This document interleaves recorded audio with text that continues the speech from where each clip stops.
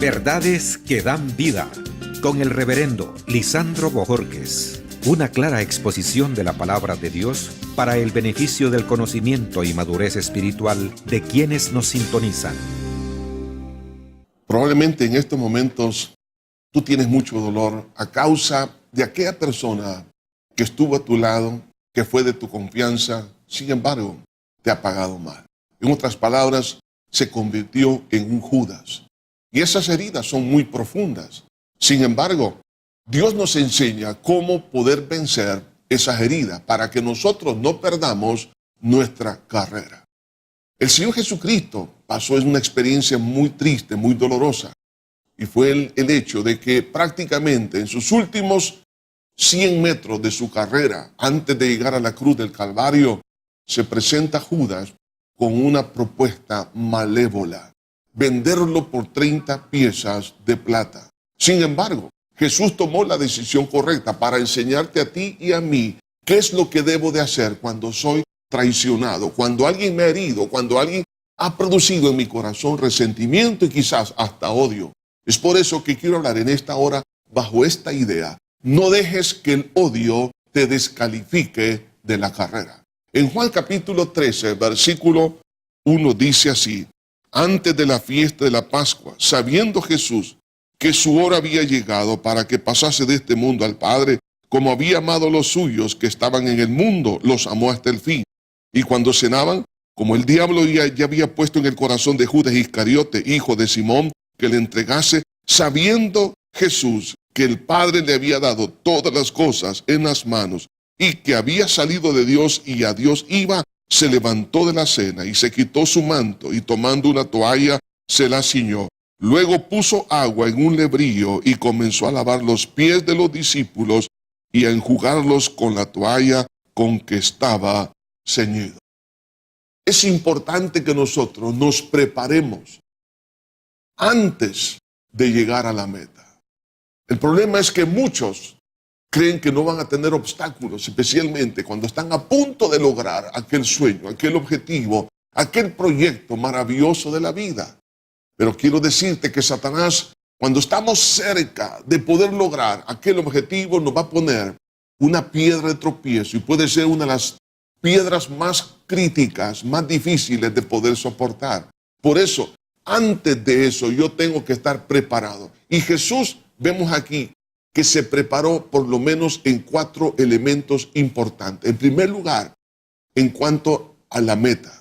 Tú y yo debemos tener una meta. Jesús tenía una meta. Dice aquí la palabra que hemos leído: antes de la fiesta de la Pascua. ¿Qué significa la Pascua? La Pascua significa la exaltación del plan de Dios de redención para la humanidad. La Pascua representaba la meta de Cristo, en otras palabras, dar su vida por la humanidad. Jesús prácticamente nos está enseñando que nunca debo de perder la meta.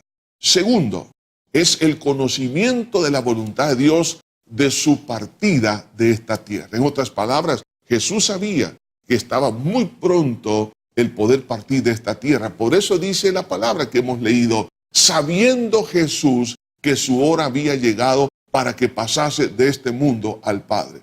Cuando yo tengo el conocimiento de la voluntad de Dios, acerca de que estoy prácticamente en mis últimos tramos de carrera de mi vida, entonces es ahí donde debo de tener ese conocimiento maravilloso que mi vida es transitoria, que mi vida es pasajera, que lo que yo pueda vivir en esta tierra solamente es un segundo de la eternidad. Entonces debo de aprender a tomar decisiones sabias y sé que el diablo tarde o temprano, especialmente en esos momentos a punto de llegar a la meta, me va a poner alguna piedra de tropiezo para que yo abandone mi fe en Cristo.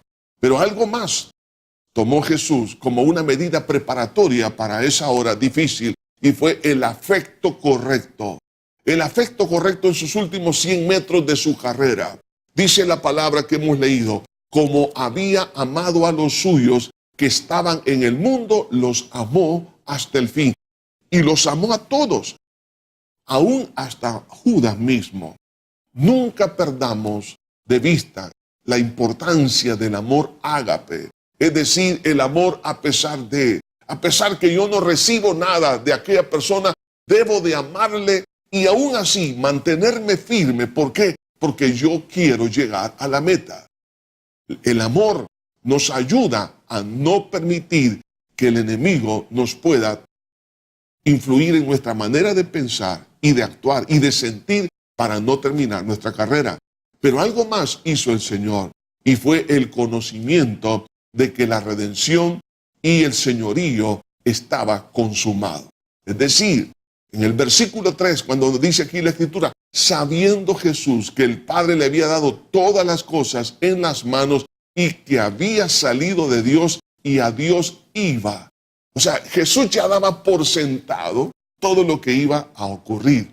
Entonces, ese conocimiento de que ya estaba todo consumado, y quiero decirte esto, Dios ya tiene todo preparado, ya está completamente consumado el plan. Por eso Jesús dijo, voy pues a preparar lugar para vosotros, para que donde yo esté, vosotros también estéis. Es decir, Jesús tiene todo preparado. Entonces, si yo tengo ese conocimiento, yo me he preparado en estas 4 cosas que Jesús se preparó antes de la hora difícil, la prueba de fuego, antes de llegar a la meta, nos va a ayudar a poder enfrentar a los Judas que se van a presentar en nuestro camino. Quiero decirte que debes de abrir tus ojos. Judas siempre estará presente en tu vida. Y vemos aquí en el versículo 2 que hemos leído, dice aquí la palabra del Señor, y cuando cenaban, como el diablo ya había puesto en el corazón de Judas Iscariote, hijo de Simón, que le entregase. En un momento íntimo, en un momento tan especial, en algo que Jesús siempre había esperado, el poder celebrar esa Pascua que estaba representando su muerte expiatoria en la cruz del Calvario, en un momento tan personal y profundo e íntimo, ahí vemos cómo Satanás, con una estocada profunda, acepta el mensaje de Satanás en poder traicionar a Cristo. Quiero decirte que la prueba de fuego, antes de llegar a la meta, es sustituir en este caso a Jesús por el diablo. Qué triste, ¿no? Sustituir a Jesús por el diablo. Habrá personas que en algún momento dado te van a sustituir a ti. ¿Por qué? Quizás porque tú no eres la persona que la otra persona quería que estuviese a su lado. Quizás en el trabajo, quizás en el matrimonio, quizás los hijos te van a sustituir por otra persona. Tus amigos, vas a ser traicionado por aún cristianos, personas que están contigo en la iglesia y te han producido un dolor profundo. Y tú dices, ¿cómo es posible que esta persona me ha herido profundamente? Aún mi fe y aún estoy dudando acerca de Dios. Pero quiero decirte una cosa, el hecho de que exista un Judas no significa que todos son así. Pero vemos ahí a 11 discípulos que se mantuvieron firmes. No generalices. El hecho de que alguien te falló no significa que todos te van a fallar. El hecho de que un miembro de la familia te falló no significa que todos te han fallado. La sustitución del odio por el amor es lo que Jesús hizo. Aunque él fue sustituido en el corazón de Judas por Satanás, y no quiso Judas tener a Cristo en su corazón, pero Cristo no tomó esa decisión. Jesús lo que hizo fue sencillamente sustituir el odio por el amor. ¿Cómo lo hizo?